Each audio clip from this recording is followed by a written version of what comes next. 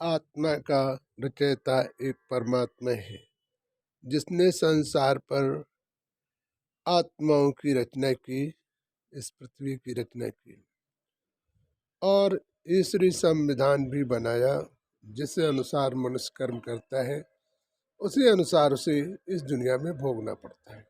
आत्मा मनुष्य के प्रकृति के मध्य में रह के चलने फिरने बोलने का कार्य करती है और आत्मा ही परमात्मा तक पहुंच पाती है। ये शरीर परमात्मा तक नहीं पहुंचता है।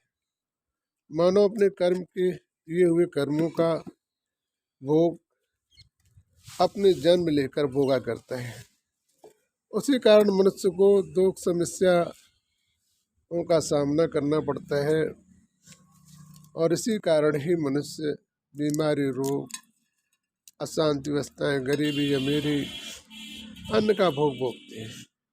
इस संसार पे आने के बाद वो ये नहीं सोच पाते हैं कि किस कर्म का हम भोग भोग रहे हैं। यदि संसार पे आने के बाद वो ये ध्यान दें कि हमें वास्तविक अपने जीवन के कर्मों का परिवर्तन करना है तो फिर वो परमात्मा की साधना में अपना जीवन गुजारें और दूसरे अपने द्वारा कोई गलत कार्य न करें। ऐसे करने से मनुष्य को दुख और समस्याओं का सामना नहीं करना पड़ता है। परमात्मा कहते हैं मुझे पाने के लिए आत्मदर्पण स्वच्छ होना चाहिए, बल्कि सामग्री नहीं। जब मेरे प्रति आत्मदर्पण आपका शुद्ध होगा, हमारे ध्यान में बैठोगे तो तुम्हारे जीवन का उद्धार होगा। मंदिर में चढ़ाने से भगवान खुश नहीं होता है। जब तक अंतर का दर्पण नहीं बदलेगा तब तक आप मंदिर जाएं, तीर्थ स्थान जाएं, लेकिन जीवन में लाभ नहीं मिलेगा। वास्तविक जीवन में लाभ प्राप्त करना है तो अपने आत्मदर्पण को परिवर्तन करना पड़ेगा, तभी जीवन में लाभ मिलेगा और तभी परमात्मा तुम्हारी पूर्ण मदद कर पाएंगे। जब तक तुम ऐसा नहीं करोगे तब तक परमात्मा आपकी पूर्ण मदद नहीं कर पाता है। आज लोग करते क्या हैं, अगरबत्ती ले जाते हैं, मंदिर में लगा देते हैं, प्रसाद फेंक के चढ़ा देते हैं। विचार करो, जब तुम भगवान का आदर ही करना नहीं जानते हो और अपने जीवन में आदर का परिवर्तन करना नहीं जानते हो तो भगवान तुम्हारी कैसे सुनेगा। जो बर्ताव मंदिर के साथ आप करते हो वही बर्ताव यदि किसी इंसान के साथ करो तो वो भी तुम्हारे से खुश नहीं हो सकता है।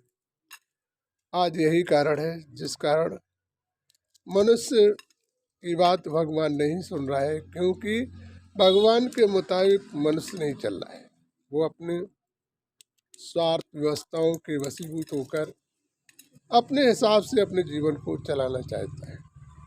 इसीलिए परमात्मा भी अपने हिसाब से ही आत्मा के अंदर श्रद्धा और सबूरी का भाव जब होता है तो भगवान भी उस सबूरी के अनुसार से तुम्हारी पूर्ण मदद करता है। जैसे कि हमारी आत्मा इस ज्योति में अपनी दृष्टि को टिकाए, जिस दृष्टि से टिकाने से परमात्मिक प्रकाश मानव आत्मा के ऊपर पड़ता है, जिससे मनुष्य को अपने जीवन में दुखों का सामना नहीं करना पड़ता। वास्तविक अपने जीवन के दुखों से निवारण करने के लिए अपने मन की दुविधाओं को, अपने मन के अशुभ विचारों को हम त्याग कर भगवान की शरण में जाएं और जीवन में जो हम कार्य कर रहे हैं उसे भी प्रभु कृपा समझ कर कायदे से करें और कोई समस्या भी आती है तो भगवान को समर्पण कर अपने उस कार्य में बिजी रहे। ऐसे यदि आपने करना प्रारंभ किया तो वास्तविक तुम्हें अपने जीवन में कभी दुख और समस्याओं का सामना नहीं करना पड़ेगा। इसीलिए तुम्हारे जीवन का